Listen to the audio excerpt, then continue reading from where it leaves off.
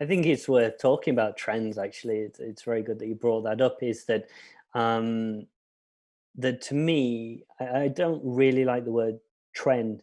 For me, there are established and emerging visual languages, right? New or reconfigured ways of communicating with people.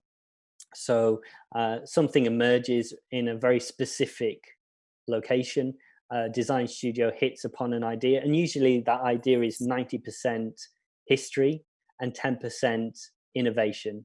And usually you get that because um, if you take, for instance, the DIA, the design studio in New York, is they brought together what you might call like a Swiss international style from the mid-century, and they applied um, processing and motion and screen technologies and interaction technologies, and created something new. And I think that is this really exciting reminder to designers that this fusion of ideas can produce something really new and exciting, and that it's only 10% away. You just need to be able to link things. And that's where observation is so important for designers. You have to be able to pick up on something that's emerging and take everything that you've learned before and apply that, and you get something beautiful like Deer have done. What then happens is that other designers see that and they apply it to new contexts. Now, sometimes in an emerging visual language, it acquires meaning. Um, but then when it's applied into situations where that meaning is irrelevant, that's when it's a trend, right? You take something that had meaning, had visibility and proven track record in a certain industry or whatever, and you apply it to something else and you remove anything of meaning in it. Yeah, To me, that's a trend. it's where the visual trend doesn't connect to the concept of the idea. That's when the or the client, right? Oh yeah, or the client. Yeah, it's where that's where the trend is a bad thing. And that's the beauty of Dia's work, is that it's so identifiable that you can see when someone has taken that and applied it something that makes no sense whatsoever. Um, I can. Well, what's quite interesting with Deer is they're taking it further, and they're doing like educational programs and experimentation, and they're really they're not they they're not leaning on it as a crutch. They're trying to explore its potential, and they I'm sure other people were doing it before them, but they sort of made it their thing, and they're trying to push it forward, and it's part of the conversation about driving the industry forward. I think that's great, but it has this sort of saturation where the more people that apply it to inappropriate contexts, the more they diminish the potential of its visual language to culture in general. Moving forward, and as things happen quicker and quicker, as the more rebranding that happens more frequently, as more people enter the industry, as everyone is fighting for tenders and contracts, they're going to say, look at this, look at the Squarespace visual identity, we're going to apply that.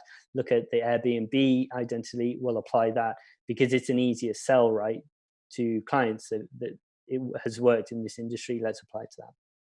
But then we just don't have anything left, right? Then there is no meaning because it's being applied to everything. And it just takes it's that's where it becomes like it's cyclical. We hit a point in our age where it's now very, very observable. Um, so you still need technology and culture creators to keep introducing new ideas, to stop it being like an Ouroboros where the snake just continually consumes itself. You've just got to be careful that you don't take those trends and try and kind of just apply it for Exploit it. apply it for no reason. Or you got to be careful that you're not one of those designers where you're looking at inspiration websites. I need to make a website, and I need to make, I don't know, a website for a spa, for example. So I'll go and look at 50 spa websites, and then all of a sudden the website that you make after that is going to be inevitably an amalgamation of all 50 ideas that you've just seen. And that's where that idea of it, finding inspiration from all kinds of different places, really comes into fruition as a designer when we were talking about reading widely and looking at psychology and looking at everything else, and going to art galleries and looking at things and studying other different visual communication methods, other things that are not just design. I think it's a bit lazy to some extent if you're just, for example, wanting to make a new business card and then you just go look at 50 business cards and then go, oh well, I really like that, because you're almost setting yourself up for a trap there. You are inevitably going to make something that you've seen. And I've done it before. I've done it a million times before. And you start making ideas and you're drawing ideas down and you go, I'm sure I've seen that somewhere. I'm sure I've seen it. And then a couple of days later you come back to it and you go, oh no, I remember where I've seen it, and you go see it and you've accidentally created something that's identical to what somebody else has done. So you've got to be careful with trends. They're important. I think George Lois said it best, trends are traps. The iconic ad man George Lois, who's done, well, not just ad man, he was a graphic designer as well, and a lot of his stuff that he did was fantastic, and he always fought against trends. It's definitely worth delineating between a trend and an established visual language that you can use in order to communicate with people. It's like, if you're communicating with people who are English, you're going to use the English language. If you're going to communicate with someone from Japan, you're going to use the Japanese language. There's no point stopping yourself from using something that is the most effective way. And by saying something is a trend, you sort of preclude it from use. You're saying that if you're a designer with credibility, you will not use trends. Whereas it's like a visual language that you can use to help communicate. And this is where it's worth remembering that 10% where it can be frightening trying to create something new because you're not going to be able to do it. But if you think all I have to do is insert 10% or 20% that feels new and unusual and memorable and distinct to the brand, and then found that on something that is proven, like using English to communicate with English people, it becomes less frightening. And that's where being able to read outside of design, that's where you're going to find your 10-20% of new ideas, and just give it that. And I keep on using Logo Archive as the basic sort of expression of that. Is it's a logo book. They're ubiquitous. And then there are zines, which are these niche things that are not being particularly, they're always of a particular aesthetic. I just fuse the two, bump the material quality of a zine. It's not new. I just put a 10% twist on what has come before, and it feels new. It changes the relationship or the conversation that we're having about mid-century symbols. It's not new. It's 10% new. And it's just, that's what I want young designers to sort of understand, is that you don't need to get, you just need to find that little extra bit that is going to lend a bit more distinctive weight and strategic viability to your clients. You don't need to be reinventing the wheel here. Yeah, I think that's a really important point, because when I first started as a designer, I don't know if you felt the same, but when I first started, I used to want to be original on everything that I did. I had this kind of almost a rebellious attitude that I wanted to make the next thing that had never been made before, and it really hampered things that I was making in terms of creativity, because I'd given myself such a challenge to try and make something that was completely new, that I'd never ever seen before, new ways of looking at things, new ways of navigating, new ways of everything, that you put this impossible challenge in front of yourself to actually achieve.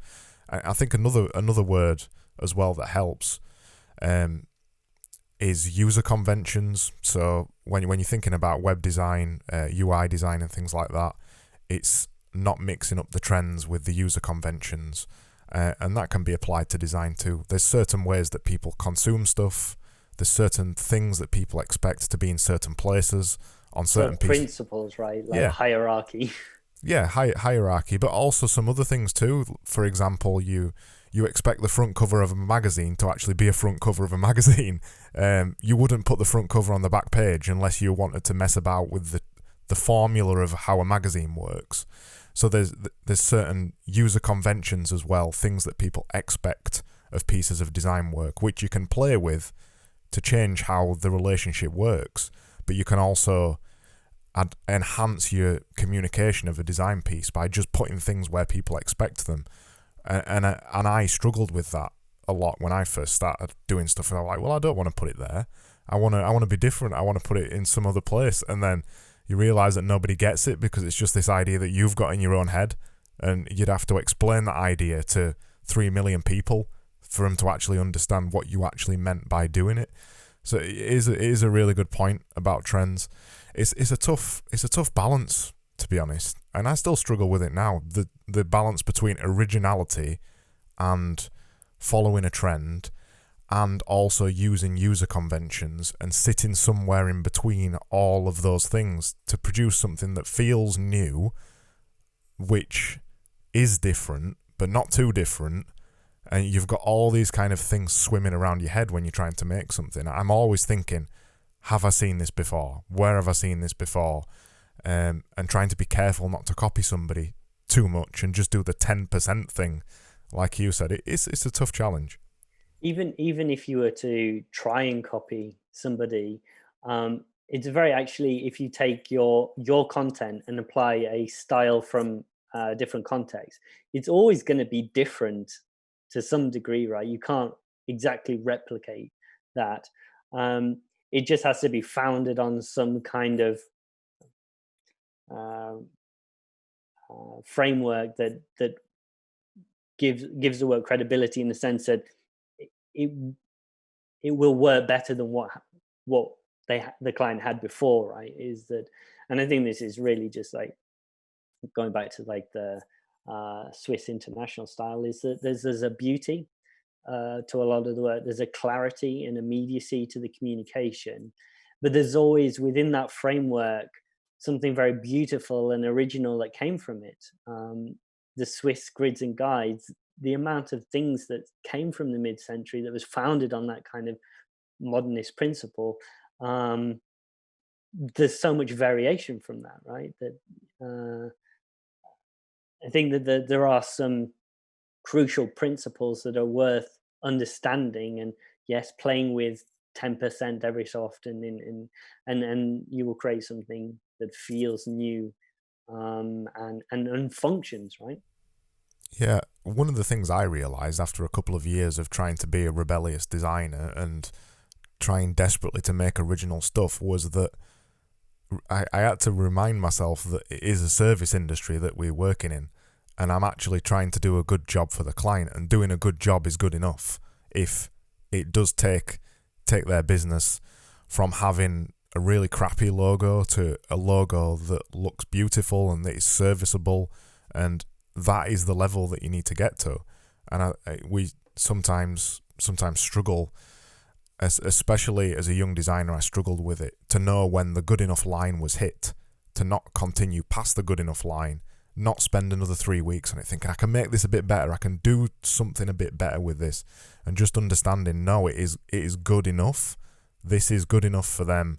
And that's not meaning that you stop at a point where it could be better. It's just meaning that you don't waste any more time. You know when your level is hit, and this is good enough for the client, this is good enough for the industry, and this is respectable, because that's the only way you can actually do the job and not be struggling with kind of an attitude of perfection all the time. Do you know what I mean?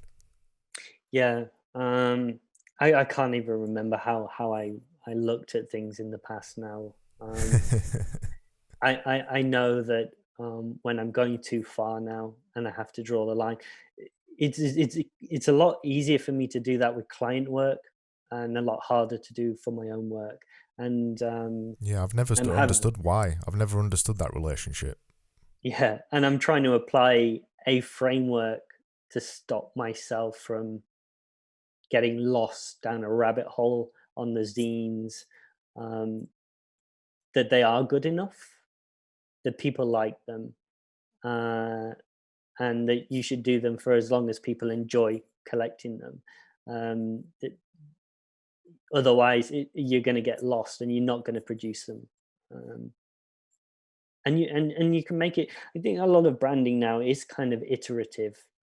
That you have a lot of beta launches, or this is like a web design thing, or like soft launches where you can test things, you can A/B test things, you can change things on the fly. That you don't necessarily need these.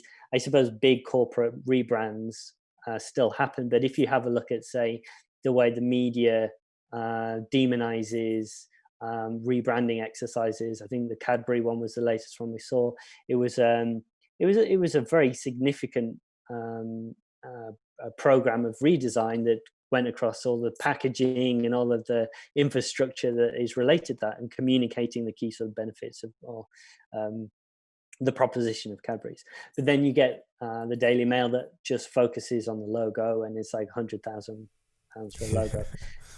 That's where this sort of iterative approach, rather than the big corporate rebrand launch, is almost better, because you're not dropping these massive press releases that people only read the first page and say, "Oh, it's a new logo." They don't get to page 10 where they talk about how that will provide them with a framework in which to save money in the future on packaging or environmental issues. They want the big headlines, right? I think there's two great examples of that. Two recent ones that I can think of. The first one is Facebook. So Facebook are a huge organization. As an example of their iterative branding process, they've recently started. They kind of made the new Facebook logo, which is essentially just a typeface that's just spaced out. And they started sticking it on the bottom of their apps. Now everything says "from Facebook." So now they are Facebook from Facebook, and WhatsApp from Facebook, and Instagram from Facebook. And they kind of put that out with very little fanfare. I think they did a press release, and a couple of, I think Brand New picked up on it. I think that's where I saw it the first time. But they were kind of very careful to not say, we're rebranding Facebook. In fact, I think they did say that. I think they said, this is a logo for the group. This is not a logo for actually Facebook. We are not rebranding. So they were very, very careful with the new brand that they put out. And it's because there are implications to that, right? The big corporate overlord is slowly taking over all of the things that we love, and is going to insert sponsored posts and push content that we never asked for. I think that probably served them better to do that than to make a big announcement. But the point, of course, still stands, is that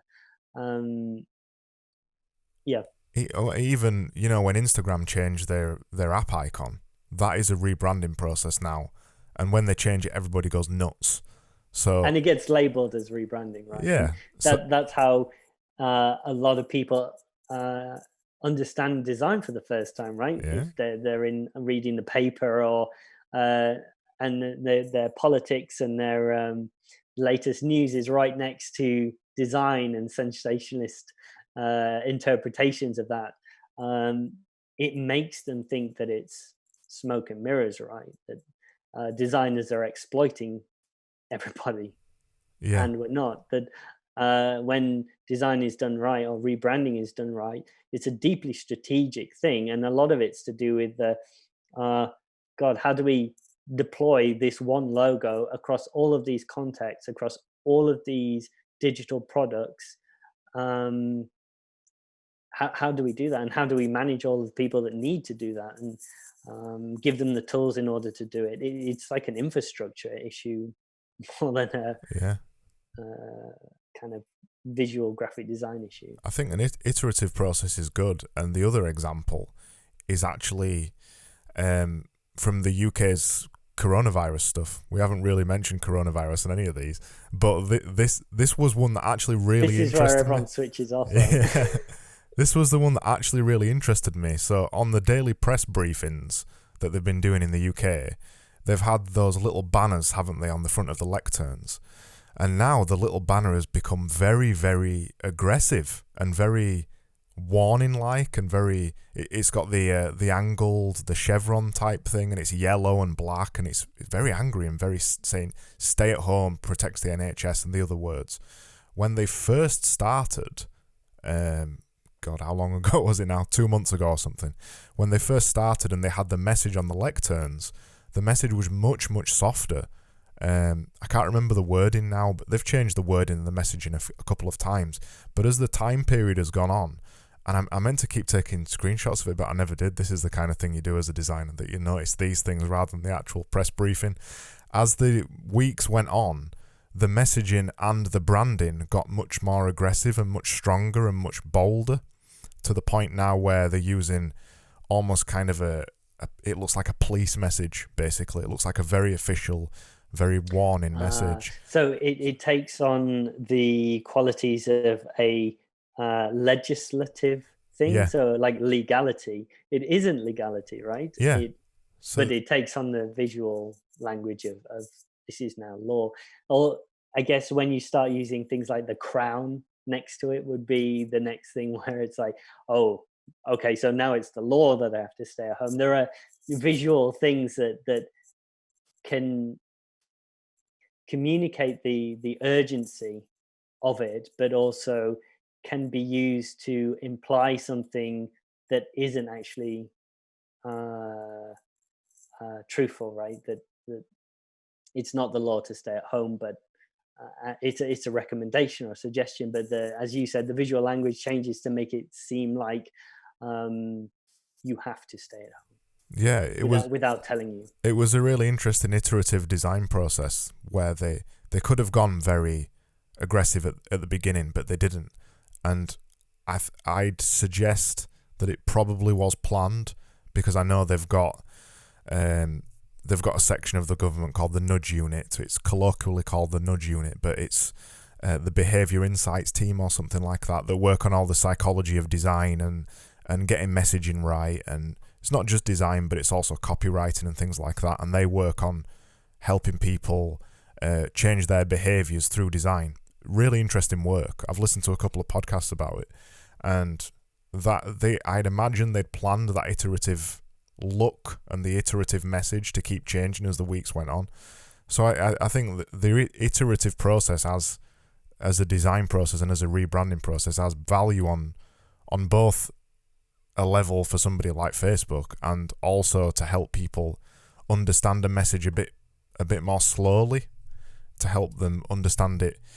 I think you're very sort of optimistic there. That I've heard a story about a particular piece of communication that was being handled by a governmental department to a design studio or design service provider.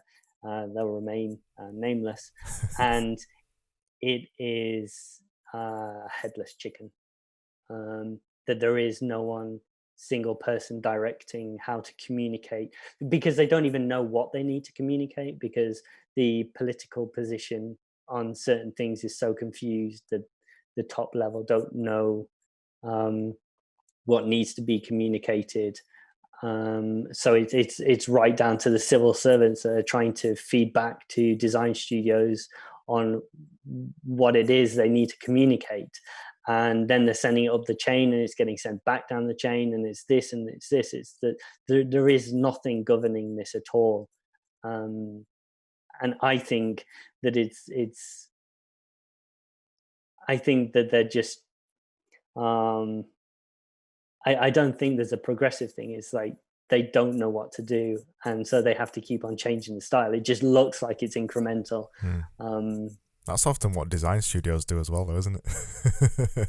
I think designers often get like a bad name for exploiting difficult situations by making posters and T-shirts. That when it comes to it, and in a way, we're all kind of contributing in the way that we can. If it's donations on a book or a poster, there's still a kind of net benefit here. But also the things like we're almost doing the job of the government, in a sense of all of these coloring books or posters or products that have come from this situation have often been reiterating key governmental messages like staying at home. And I participated by placing it in my own zine, is that we've, as graphic designers, have found ways of almost asceticizing and making appealing and disseminating things that are really important at this time. It's not graphic design will save the world, it certainly won't, but in a way we participate in the distribution of key messaging, right, using different techniques. So when you go to the park and you see the benches with their sort of tape across them, and then there's the message about social distancing, and there's the icons, and you look at the icons, and there's this sort of lack of immediacy to them, or sometimes they're just not even good enough to communicate the information to multicultural communities, right? That's where some people can't speak English, and we're relying on semiotics or whatever. And that designers essentially take these ideas of social distancing and washing our hands, and we reconfigure them and productize them as a way of making money, raising money for charity, and reinforcing the message at the same time. Yeah, it's what we're good at as designers, isn't it? Was the legendary keep calm thing, isn't there? Keep calm and carry on.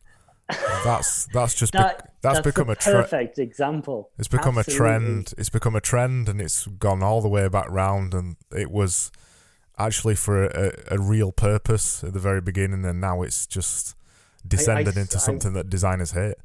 I saw the original at it was, I can't remember because I'm from up north. It was they found it in a book in a secondhand bookstore, and they had the original there. But I think that's the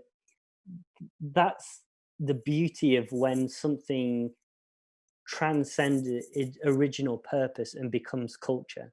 You never know whether you're living in or whether something is culture at the time. Usually sort of 20 years, and you look back on it and say, okay, this is what it was. And although that keep calm and carry on thing has been productized and abused in many different ways, some horrifically, some beautifully, that there's a truth to it. I think there's a truth to it that British people keep coming back to. It's like this. It is so appealing, and it's appealing to me as a visual, but also as a verbal gesture. And I think it comes to light even more in these times. And at the moment, we're in a sort of meaning-making moment, an epoch, if you will, that it's being defined right now by us staying at home, by all the visual communications that are happening right now, all of the things that designers are producing relating to this. There are going to be thousands of artifacts in 120 and 200 years, hopefully. You can never quite tell what's going to make it. I don't think the coloring books, the COVID coloring books are going to make it.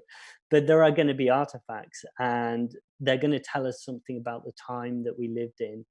And for me, that's really, really interesting as a designer. I'm looking at all of the things designers are producing, and I'm thinking, I don't think that coloring book's going to make 20 years. I think, that's very much a product of now, and it may get disposed of. But there are other things that are really interesting that I feel like are shaping us and or have real value, or it's a book that tells us something of now, or I don't know. It's just really exciting because you very rarely get to feel and know your living history. Yeah. It's Zoom, for example, that'll become Absolutely. something else entirely after this. This is basically, they are now the Google. Their name has been memed almost. Their name is shorthand for having a video call. Are we going to have a Zoom call? That's the shorthand for it now. So they've probably made it in this time. Uh, And I just find that so exciting. I didn't know Zoom before this, and now I know Zoom, and I'm using it, in some ways it's liberating. In some ways, you see its flaws and its difficulties, but it's exciting, and it's just when you can see that direct relationship. Uh, uh, yeah, I have no idea what the future will look like now. Whereas 4 months ago, I could probably have told you what I would be doing in a year or what technology I'll be doing. Or, I mean, I try not to think that I'll be doing the same thing, but the tracks have changed, something has happened. And I think that's sometimes necessary that we've lived in a very stable situation post war. There have been frightening things that have happened. Um, it's like the sort of attacks in Paris and the 9/11. You get those sort of um, graphic design gestures. You get a bit of charity productization, um, but they still have been fairly localized because this is so profound across so many different countries. Each culture has its own response, its own material responses, its own ideas emerge from that. I've been listening to Slavoj Žižek talk about it from a philosophical point of view, that culture is definitely being produced right now. Um, and I'm really looking forward to seeing it in 20 years' time, looking back on it. yeah, it's a fascinating time. It's that idea of what things are going to become a meme as well. I think is really interesting. Yeah, That's the stuff you yeah. can never figure out. The stuff like keep calm and carry on. It does what it says on the tin.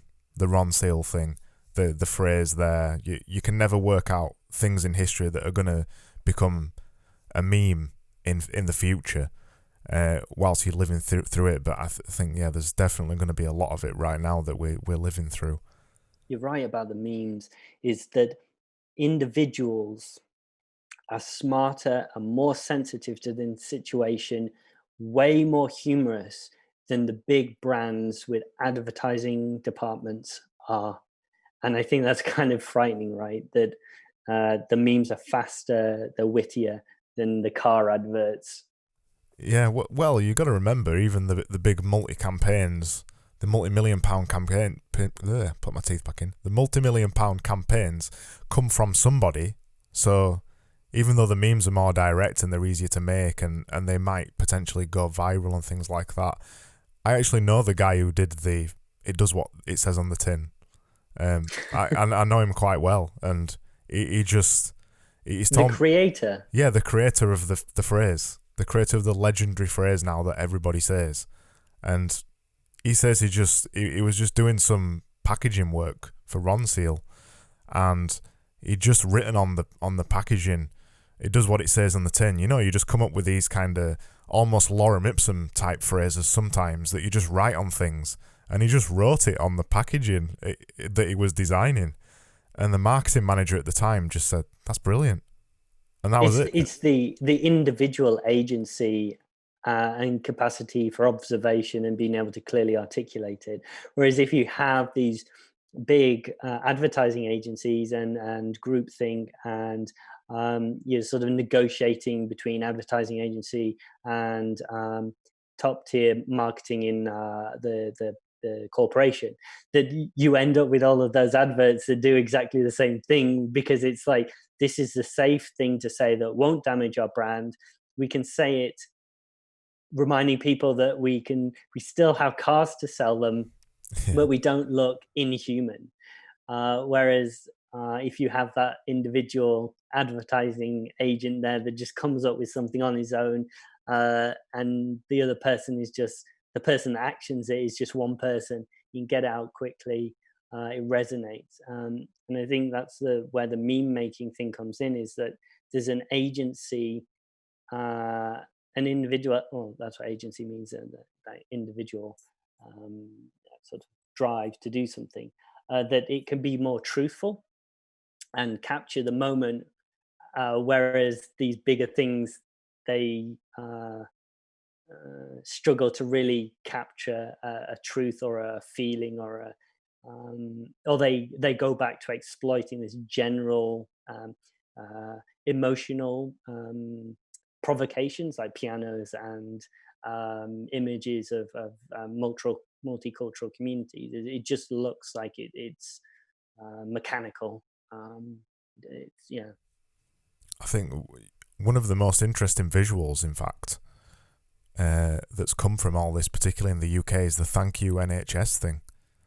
So, Oh yeah, the rainbows yeah, so that's culture. as far as I'm aware, that's never been made officially by a designer, has it?